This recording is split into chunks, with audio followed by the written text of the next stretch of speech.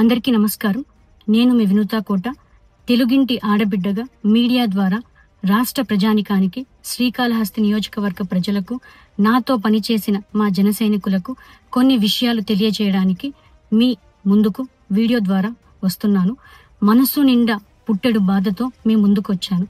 మేము చేయని తప్పుకి మేము జైలుకు వెళ్ళినందుకు కూడా నాకు బాధ లేదు, కానీ మేము చంపాము అని మీడియా ఛానల్లో ప్రచారం చేయడం నాకు చాలా చాలా చాలా బాధ వేసింది.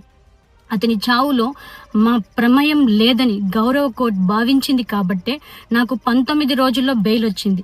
సబ్సిక్వెంట్లీ 1 నెలలో మా అందరికీ బెయిల్ వచ్చింది.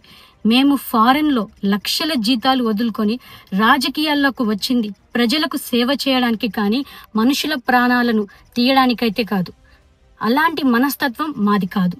ఈ కేసులో మాకు ఎలాంటి సంబంధం లేదని గౌరవ కోర్టులో మేము నిరూపించుకొని క్లీన్ చీట్తో తప్పకుండా ఈ కేసు నుండి బయటకు వస్తాం. ఈ కేసు చెన్నై కోర్టులో విచారణ ఉన్నందున నేను ఈ కేసు గురించి ఇంతకు మించి మాట్లాడకూడదని మా లాయర్లు నన్ను సూచించారు. మేము ఏ తప్పు చేయలేదు. నిజ నిజాలు ఆ దేవదేవుడికి, శివయ్యకి తెలుసు. ధైర్యంగా పోరాడతాం.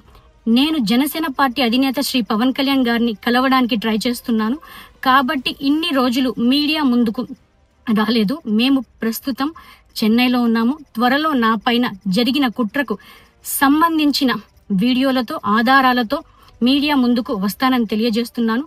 న్యాయం ఎప్పటికైనా గెలుస్తుంది. ఖచ్చితంగా న్యాయం వైపు ప్రతి ఒక్కరు నిలబడతారని భావిస్తున్నాను. సత్యమేవ జయతే. జై హింద్. ఈ వీడియో కనుక మీకు నచ్చినట్టయితే లైక్ చేయండి, షేర్ చేయండి, సబ్స్క్రైబ్ చేయండి. అలాగే పక్కనే ఉన్న బెల్ ఐకాన్ని క్లిక్ చేయండి.